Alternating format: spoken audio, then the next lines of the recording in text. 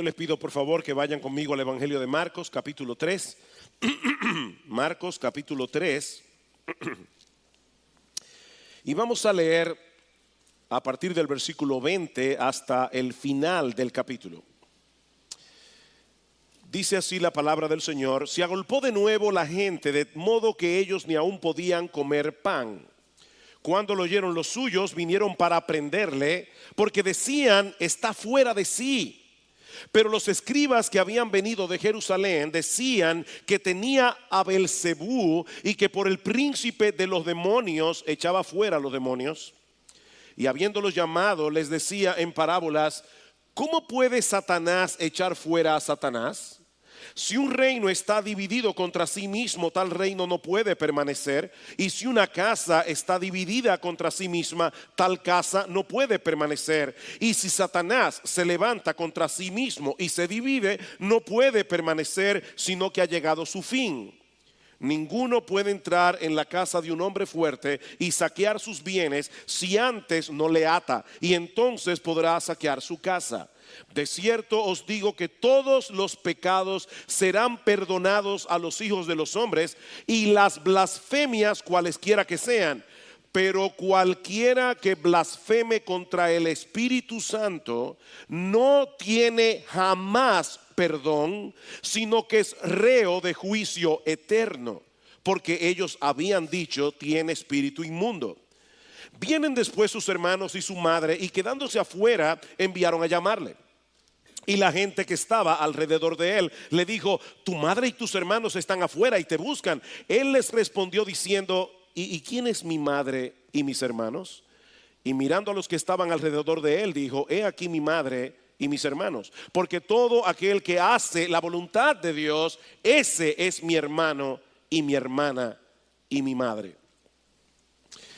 Yo recuerdo la primera vez que alguien me habló del Evangelio, a punto de cumplir los 18 años de edad. Estaba caminando por el barrio con mi mejor amigo de la adolescencia, que recién había hecho profesión de fe, aunque yo en ese momento no lo sabía. Y de repente mi amigo me pregunta cuál era mi opinión acerca de Jesucristo. Y si yo no recuerdo mal, creo que le dije con un aire de intelectualidad que él había sido un gran hombre, un revolucionario, alguien adelantado para su época.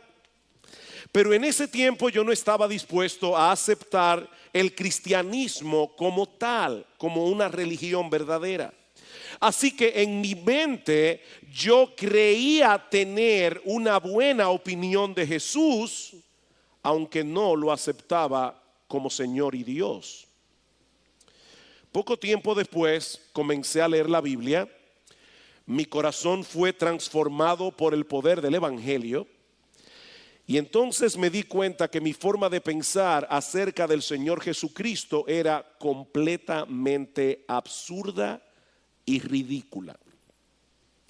Como dice C.S. Lewis, un hombre que fue meramente un hombre y que dijo las cosas que dijo Jesús, no sería un gran maestro moral.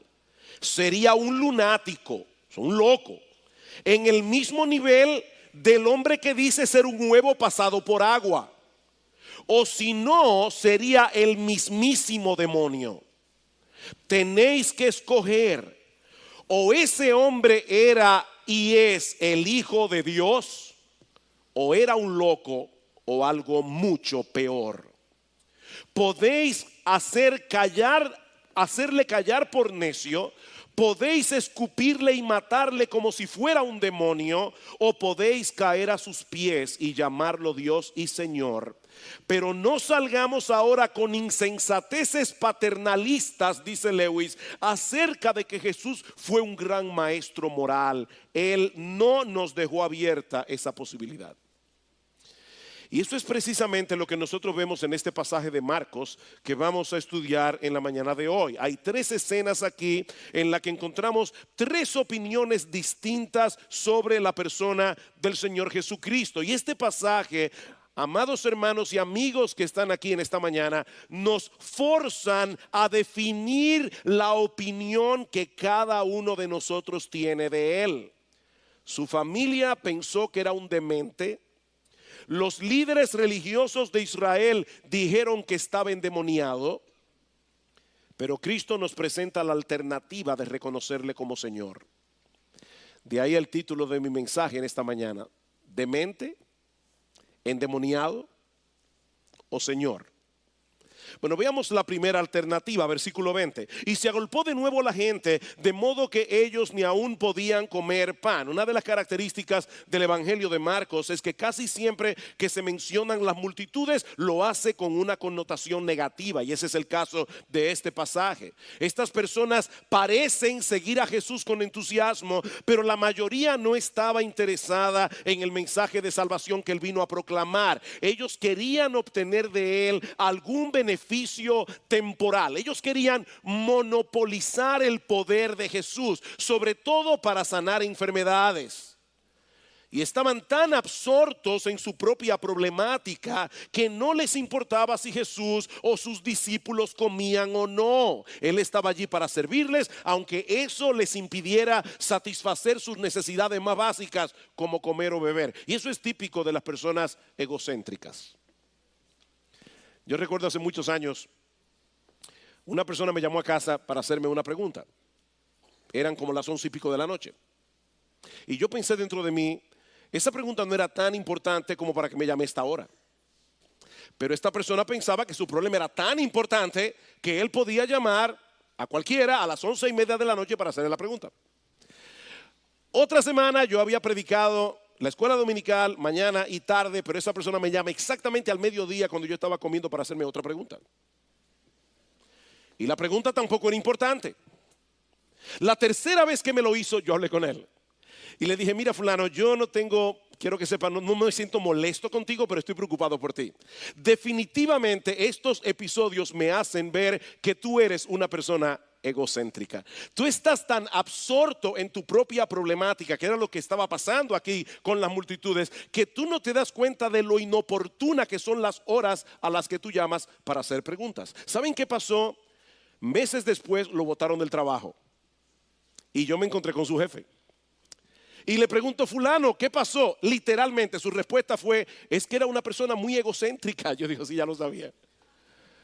Las personas así, las personas como estas multitudes, no piensan en los demás. Estas personas eran incapaces también de ver que su mayor necesidad no eran sus enfermedades físicas. Su mayor necesidad era su pecado.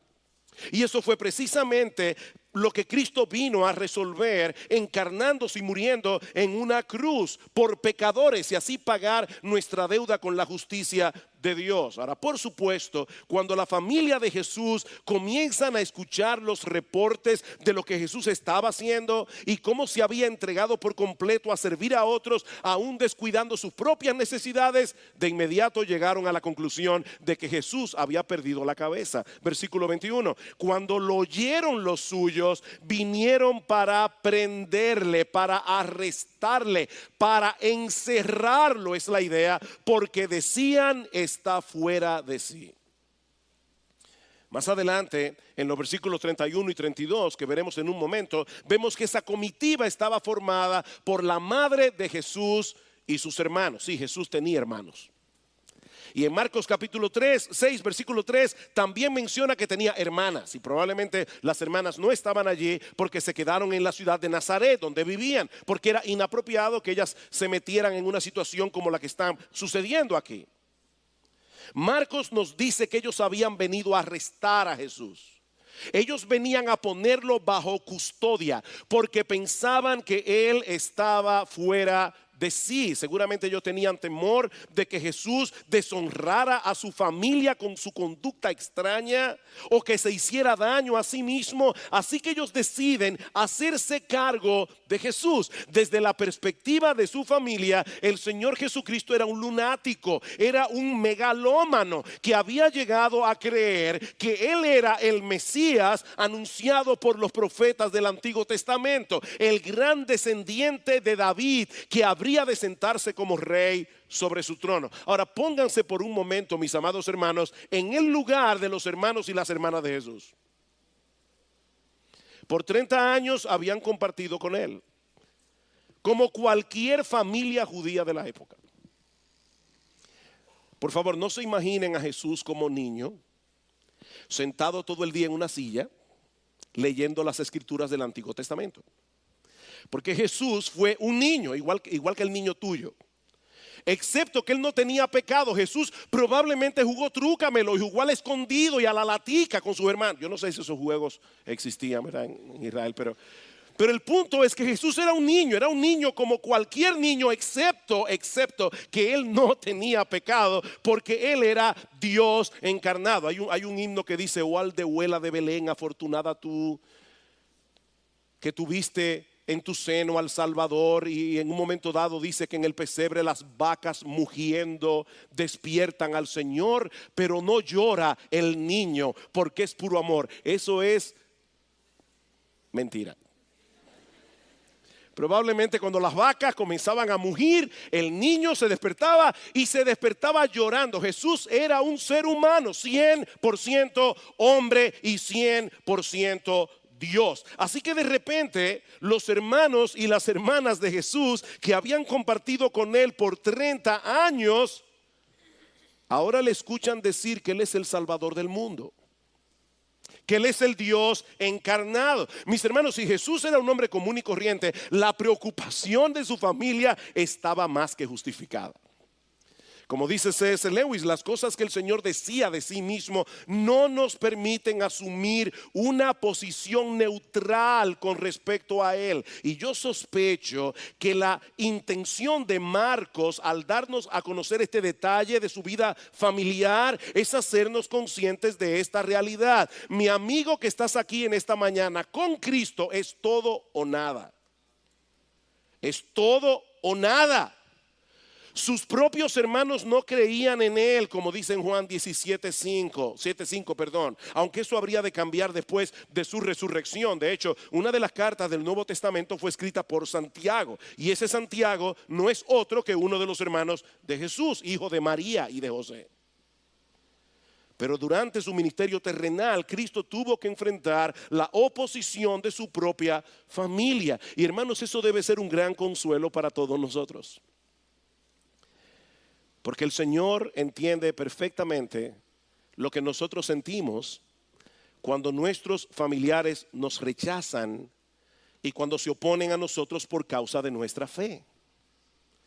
El Señor dice claramente en Mateo capítulo 10, versículo 34, que Él iba a ser motivo de división en el seno familiar por el tipo de lealtad que Él requiere de los suyos. No penséis que he venido para traer paz a la tierra. No he venido para traer paz, sino espada, porque he venido para poner en disensión al hombre contra su padre, a la hija contra su madre, a la nuera contra su suegra, y los enemigos del hombre serán los de su propia casa. Así que mi hermano, Jesús te entiende. Él no solo lo sabe porque es Dios, sino también porque fue su experiencia como hombre.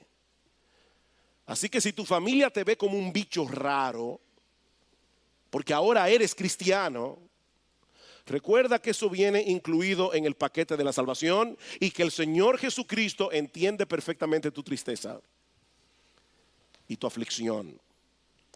Pero ahora Marcos deja esa escena en suspenso para presentarnos un cuadro más perturbador todavía. Versículo 22. Pero los escribas que habían venido de Jerusalén decían que tenía a Beelzebú y que por el príncipe de los demonios él echaba fuera a los demonios. Así como los familiares de Jesús vinieron desde Nazaret para apresarlo, un grupo de teólogos vino de Jerusalén para tratar de neutralizar su ministerio. Los escribas eran hombres muy influyentes en el tiempo del Señor por el conocimiento que ellos tenían de las escrituras del Antiguo Testamento. Eran los teólogos de la época, y el hecho de que este grupo viniera de Jerusalén, donde estaba el centro de la adoración de Israel, les daba todavía más prestigio. Ahora, hay un detalle en esta historia que Marcos no incluye en su relato, pero que sí lo encontramos en el pasaje paralelo del Evangelio de Mateo. Y es que Jesús acababa de sanar a un endemoniado, ciego y mudo, y le sanó de tal manera que el ciego y mudo veía y hablaba. Imagínense esto: un individuo endemoniado, ciego y mudo, Jesús lo sana delante de todo el mundo y restaura plenamente a este hombre. El milagro fue tan evidente que los escribas no podían negarlo. Pero entonces trataron de desacreditar a Jesús, acusándolo de dos cosas gravísimas. En primer lugar, que él estaba poseído por Belcebú, es decir, por Satanás. Y en segundo lugar, que era por medio de ese poder diabólico que Jesús hacía los milagros que hacía, incluyendo el hecho de expulsar demonios.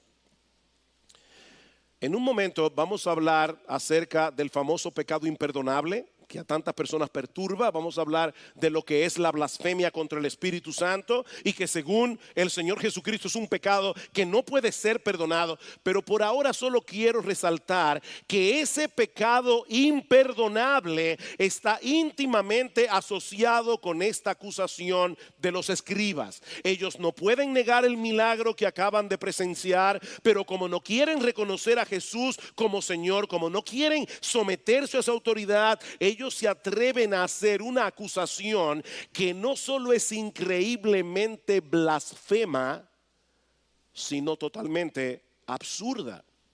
Versículo 23. Y habiéndolos llamado, Jesús les decía en parábolas: ¿cómo puede Satanás echar fuera a Satanás? Si un reino está dividido contra sí mismo, tal reino no puede permanecer. Y si una casa está dividida contra sí mismo, tal casa no puede permanecer. Y si Satanás se levanta contra sí mismo y se divide, no puede permanecer, sino que ha llegado a su fin. Mis hermanos, la lógica del Señor Jesucristo es irrefutable. ¿Cómo es posible que el poder para echar fuera demonios provenga del príncipe de los demonios? Eso es totalmente ridículo. Ningún ser inteligente, y Satanás lo es, va a darle poder a alguien que está tratando de destruir el reino que él está tratando de construir. Así que esta acusación de parte de los escribas pone en evidencia la realidad de que su ceguera era completamente voluntaria. Ellos no podían ver que el poder y la autoridad de Jesús proviene de Dios, porque ellos tomaron la decisión de no verlo. Y como dice el refrán, no hay nadie más ciego que el que no quiere ver. Ahora noten que el Señor no solo presupone aquí la existencia de Satanás, sino que Él reconoce que Satanás está construyendo un reino. ¿Se dieron cuenta? Un reino de confusión, un reino de caos, un reino de maldad. Satanás está empeñado en mantener al hombre en su estado de esclavitud y hacer todo lo posible para impedir el avance del evangelio. Marcos acaba de leer un resumen de lo que ha de ser esta ley que va a ser propuesta en la Cámara de Diputados este próximo martes. ¿Saben, mis hermanos, qué es lo que está detrás de este proyecto de ley? ¿Cuál es la agenda que está detrás de este proyecto de ley? Es frenar el evangelio, a final de cuentas. Porque quieren prohibirnos que nosotros prediquemos fielmente la palabra del Señor. ¿Qué va a suceder si una ley como esta es aprobada y viene cualquier persona del grupo LGBT y le dice a los pastores de Iglesia Bíblica del Señor Jesucristo que quieren ser casados aquí? ¿Saben lo que está pasando en Estados Unidos? Eso es un tremendo problema. Están coartando nuestra libertad de expresión. Si predicamos de la carta de Pablo a los romanos, vamos a tener que saltar Romanos capítulo 1 versículo 18 al 25 y un montón de otros textos de las escrituras que no vamos a poder predicar.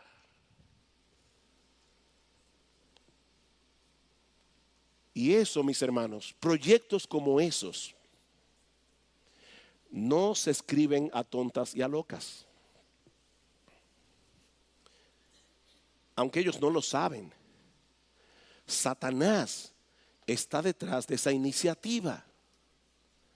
Él está tratando de construir su reino. Así que en vez de levantarse contra sí mismo y poner su reino en peligro, él está más bien defendiendo sus murallas a como dé lugar. Si fuera por Satanás, su dominio sobre los hombres nunca tendría fin.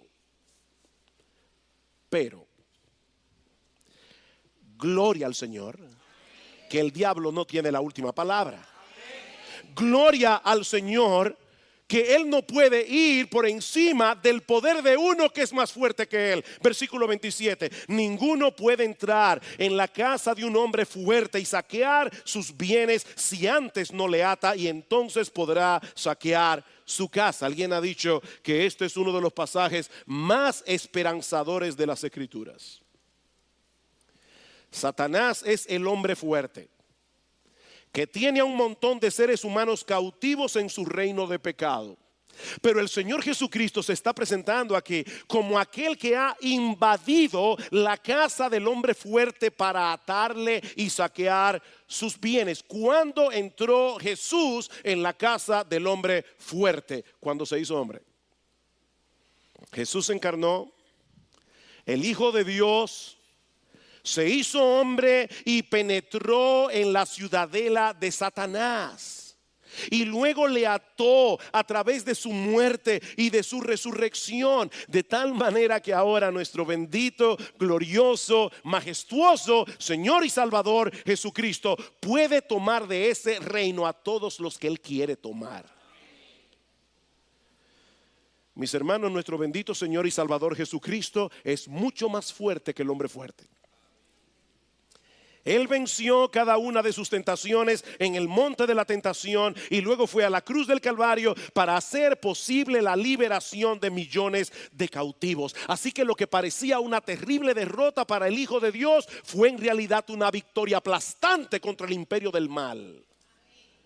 Es por eso que Pablo dice en Colosenses capítulo 1, versículo 12, que los creyentes debemos con gozo dar gracias al Padre que nos ha librado del reino de las tinieblas y nos ha trasladado al reino de su amado Hijo, en quien tenemos redención, en quien tenemos liberación por su sangre, el perdón de pecados. Nosotros tenemos libertad por medio de su muerte. Jesucristo venció en debilidad, muriendo en la cruz para luego reinar en poder al resucitar de entre los muertos.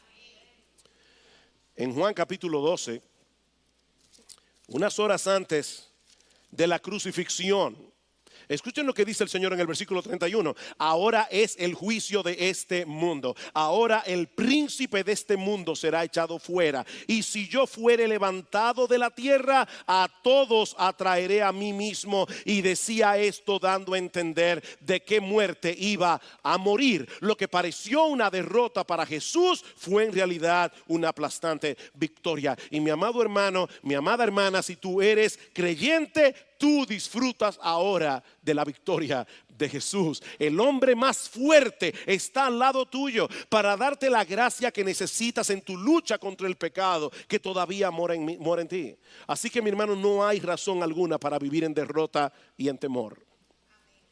No hay razón. Que presenten todos los proyectos de ley que ellos quieran presentar. Nosotros en esta guerra estamos del lado del vencedor. Estamos del lado del vencedor. Nuestro bendito Señor y Salvador Jesucristo, que vino a deshacer las obras del diablo, como dice en Primera de Juan capítulo 3 versículo 8. De manera que el poder que Jesús demostró sobre los demonios al echarlos fuera durante su ministerio terrenal no era más que un preámbulo de su victoria final sobre todos los poderes de las tinieblas. Y esa victoria final será sellada para siempre cuando nuestro Señor Jesucristo regrese en gloria.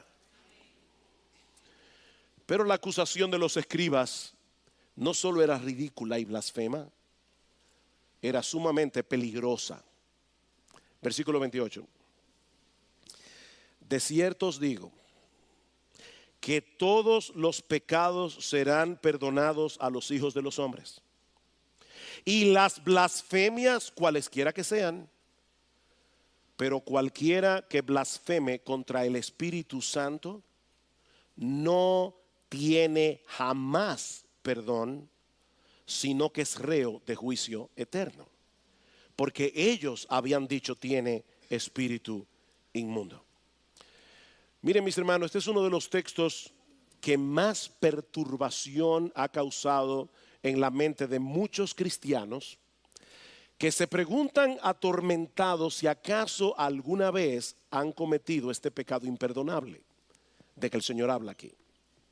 Ahora, antes de pasar a considerar el significado de estas terribles palabras, hermanos, yo no quisiera que pasaran por alto la sorprendente declaración del versículo 28, porque es en el marco de esta declaración que Jesús menciona el pecado imperdonable. Escuchen otra vez: todos los pecados serán perdonados a los hijos de los hombres, y las blasfemias, cualesquiera que sean.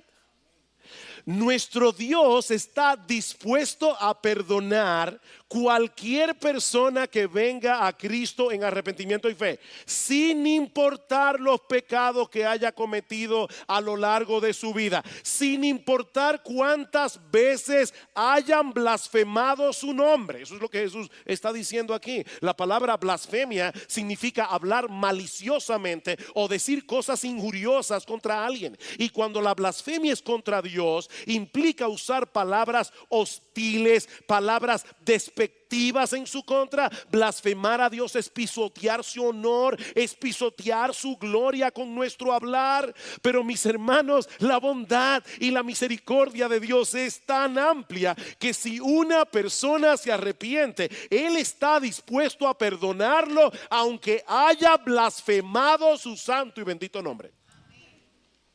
Increíble.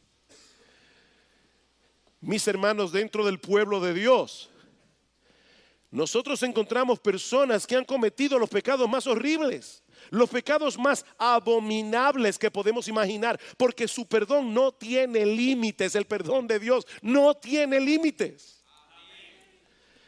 Escribiendo a los hermanos de Corinto, en 1 Corintios capítulo 6, versículo 9, dice Pablo: ¿no sabéis que los injustos no heredarán el reino de Dios? No erréis, ni los fornicarios, ni los idólatras, ni los adúlteros, ni los afeminados, ni los que se echan con varones, ni los ladrones, ni los avaros, ni los borrachos, ni los maldicientes, ni los estafadores heredarán el reino de Dios. Pero ahora escuchen: y esto erais algunos, mas ya habéis sido lavados, ya habéis sido santificados, ya habéis sido justificados en el nombre del Señor Jesús y por el Espíritu de nuestro Dios. Mis hermanos, dentro de la membresía de la iglesia en Corinto había un catálogo muy variado de pecadores perdonados por la gracia de Dios. Así de abundante es la misericordia y la compasión de nuestro Señor. Pensemos por un momento en el apóstol Pablo, el hombre que escribió por lo menos 13 de los 27 libros que componen el Nuevo Testamento, porque no sabemos si él es el autor de la carta a los hebreos. Pero ¿quién era Pablo antes de conocer al Señor? Escuchen un poquito de su testimonio en el capítulo 26 del libro de Hechos. Yo ciertamente había creído mi deber hacer muchas cosas contra el nombre de Jesús de Nazaret. Pablo lo veía como un deber religioso. Yo encerré en cárceles a muchos de los santos, y cuando los mataron yo di mi voto, como en el caso de Esteban, y muchas veces castigándolos en todas las sinagogas los forcé a blasfemar. Imagínense al gran apóstol Pablo en su vida pasada golpeando y torturando a cristianos hasta que maldigan el nombre de Jesús. Ese era Pablo. Y no contento con hacer eso en Jerusalén, dice: enfurecido sobremanera contra ellos, los perseguí hasta en las ciudades extranjeras. Pero perdónenme la expresión, no quiero ser irreverente, ahí es que Dios se la luce. Precisamente Pablo iba camino a Damasco y se le aparece Jesús y le dice: Saulo, Saulo, ¿por qué me persigues? ¿Quién eres, Señor? Yo soy Jesús, A quien tú persigues, Pablo, te estás haciendo daño a ti mismo. Dura cosa es dar coces contra el aguijón. Pablo era un celoso y ferviente perseguidor de la iglesia. Él odiaba a Cristo con todas las fibras de su ser, pero no solo fue perdonado, sino que Jesús lo escogió para ser uno de sus apóstoles. El Señor es bueno y misericordioso, grande en misericordia para con todo lo que le invocan, como dice el Salmo 86, versículo 5. Mi amigo, no importa la clase de pecado que tú hayas cometido en tu vida, Dios está dispuesto a perdonarte si vienes a Cristo en arrepentimiento y fe. Pero cuidado, hay un pecado que nunca será perdonado, y es la blasfemia contra el Espíritu Santo. Versículo 29, cualquiera que blasfeme contra el Espíritu Santo no tiene jamás perdón. Es reo de juicio eterno, porque ellos habían dicho tiene espíritu inmundo. Este versículo 30 es de suprema importancia para entender la declaración del versículo 29, porque nos dice explícitamente que el Señor dirigió esta advertencia a los escribas que estaban atribuyendo las obras de Jesús al poder de Satanás. Esta era una blasfemia contra el Espíritu Santo, porque todas las obras que Jesús llevó a cabo durante su ministerio las hizo en el poder del Espíritu. Ahora recuerden que los escribas tenían mucho conocimiento de las Escrituras, y que en esta ocasión ellos habían sido testigos de una obra milagrosa que evidentemente había sido llevada a cabo por el poder de Dios. En otras palabras, estos hombres no hablaban en ignorancia. Ellos maldecían y blasfemaban contra el Espíritu Santo con una plena conciencia de lo que estaban haciendo. Ellos decidieron ir en contra de toda evidencia para no dar su brazo a torcer, llegando al colmo de atribuirle al poder de Satanás lo que obviamente había sido hecho por el poder del Espíritu a través de la persona de Jesús. Y el texto da a entender que esto era algo que ellos estaban haciendo reiteradamente.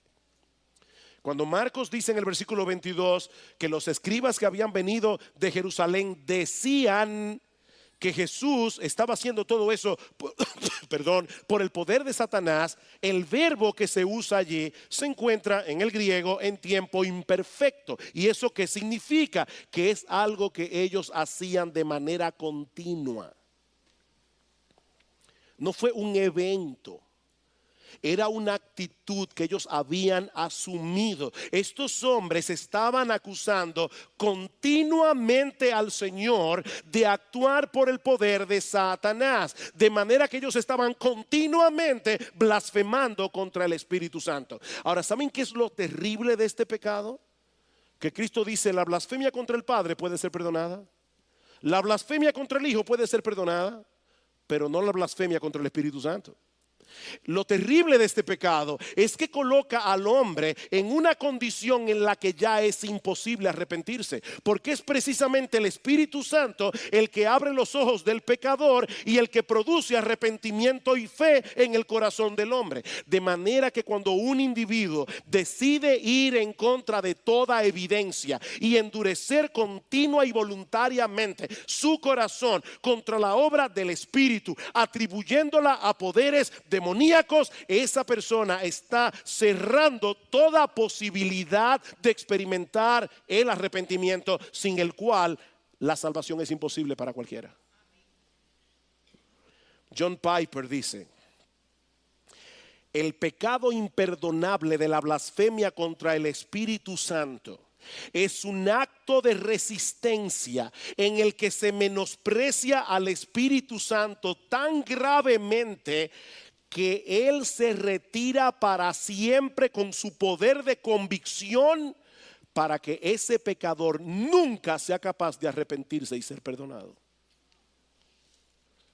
Esa persona se cierra toda la puerta de la salvación para siempre. De manera, mi hermano o amigo que estás aquí en esta mañana, si tú estás angustiado por la posibilidad de haber cometido ese pecado, esa angustia es una clara señal de que no lo has cometido. Las personas que han llegado a la condición de la que Cristo habla aquí han perdido toda sensibilidad espiritual. Son personas que se han colocado a sí mismas en la posición en la que el Espíritu ya no convence nunca más de pecado. Sin embargo, esta advertencia debe ser tomada muy en serio por todos aquellos que escuchan regularmente el Evangelio, por todos aquellos que continuamente rechazan el llamado del Espíritu al arrepentimiento y a la fe a través de la predicación de la palabra. ¿Saben por qué? Porque puede llegar el momento en que traspasen una línea en la que ya no haya vuelta atrás y pierdan toda sensibilidad a la obra del Espíritu. Esto es serio. Esto es serio. Pero este pasaje no concluye ahí. Marcos agrupó estas historias de tal manera que al final nos deja una nota de esperanza. Los familiares de Jesús pensaban que él estaba loco. Los escribas lo acusaron de ser un endemoniado. Pero dentro de la multitud había un grupo de personas que por la gracia y la misericordia de Dios habían reconocido a Cristo como el Señor de sus vidas. Versículo 31.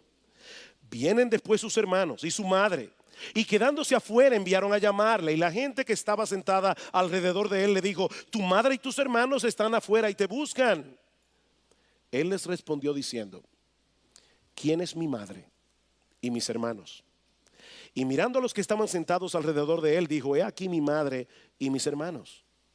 Porque todo aquel que hace la voluntad de Dios, ese es mi hermano y mi hermana y mi madre. Marcos vuelve a retomar la historia donde la había dejado en el versículo 21. ¿Recuerdan cuando los familiares de Jesús vinieron a buscarlo para prenderlo?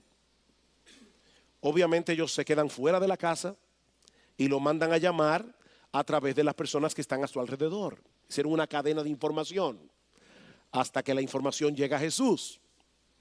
Señor, tu familia está allá afuera y te buscan. Pero el Señor aprovecha esta oportunidad para enseñarnos que Él vino a levantar una nueva familia. Él vino a construir la familia de la fe, compuesta por personas que han sido rescatadas de ese reino de pecado, donde el yo está sentado en el trono. Personas que ahora encuentran gozo y deleite en hacer la voluntad de Dios. Dice Cristo: esos son mis verdaderos hermanos y mis verdaderas hermanas. Ahora noten, hermanos, que Jesús no está diciendo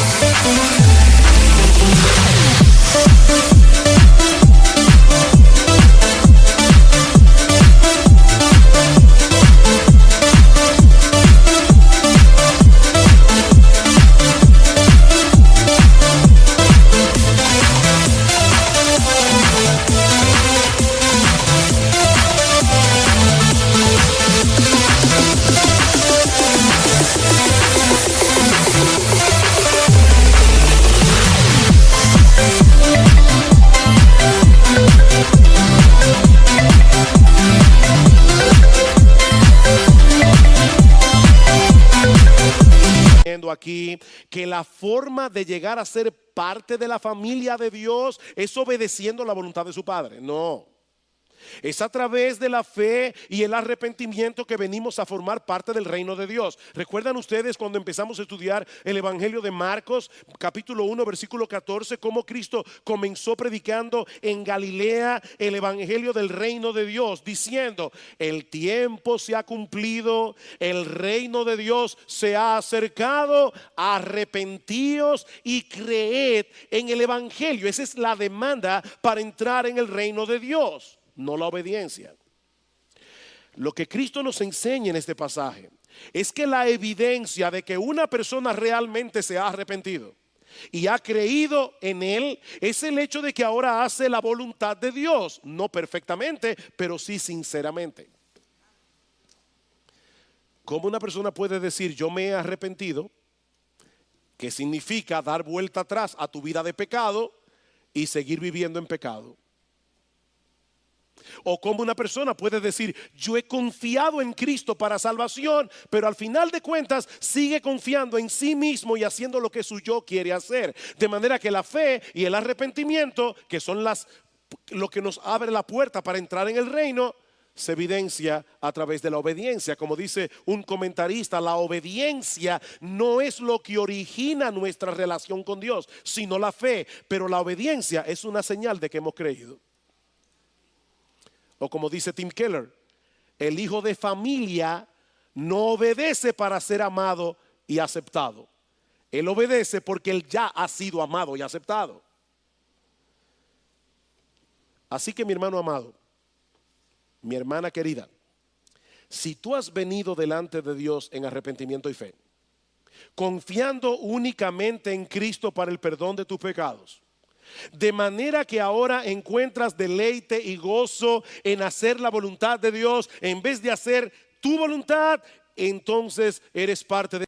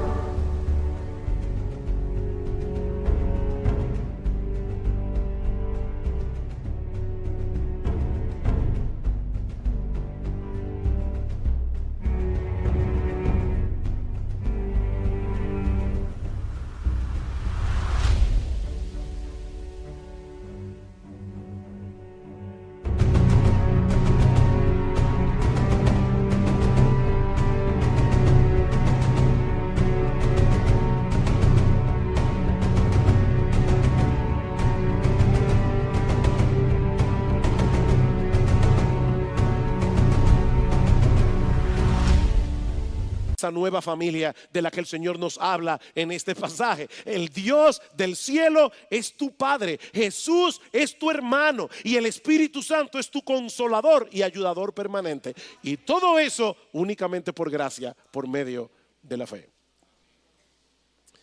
He aquí entonces las tres alternativas que este pasaje pone delante de nosotros en esta mañana con respecto a Jesús. Si tomamos en serio las cosas que él decía de sí mismo, tenemos que estar de acuerdo con las palabras de C.S. Lewis que citábamos en la introducción de este mensaje. Podéis hacerle callar por necio, podéis escupirle y matarle como si fuera un demonio, o podéis caer a sus pies y llamarle Señor y Dios.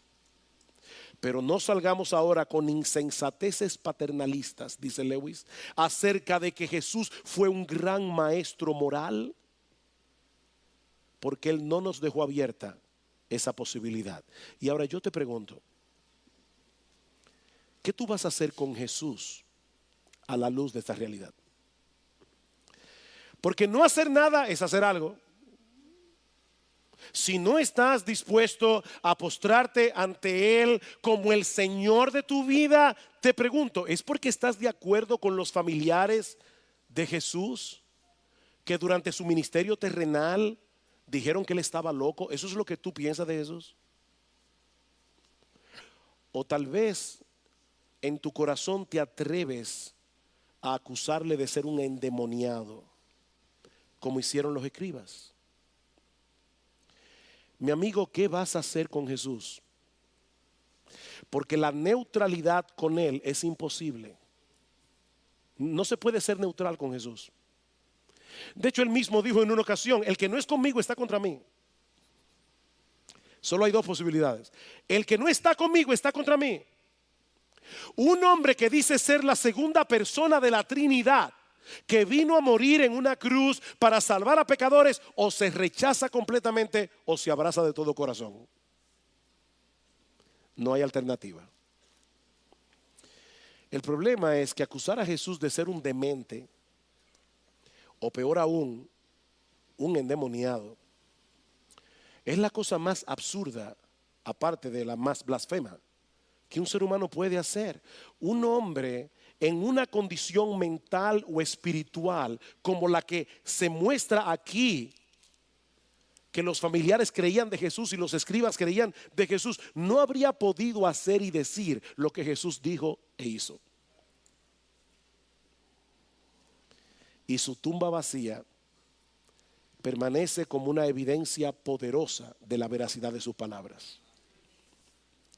Cristo murió en una cruz y se levantó de la tumba al tercer día. Y este grupo de hombres a quienes Jesús llamó mis hermanos, mis hermanas, mi madre, ese grupo de hombres que estaban atemorizados en el momento de la crucifixión, estuvieron dispuestos todos ellos a morir como mártires por proclamar la verdad de que Jesucristo es el Señor. ¿Sabes por qué? Porque le vieron resucitar de los muertos. Mi amigo, ¿qué vas a hacer con Jesús?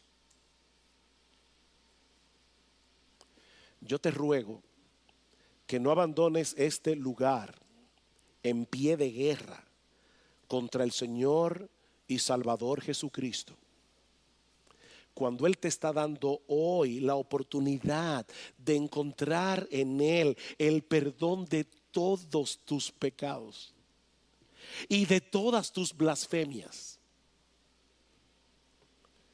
para ser aceptado hoy en la familia de la fe.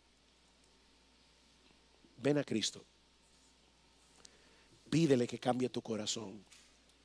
Pídele que perdone tus pecados. Sométete a su señorío y serás salvo.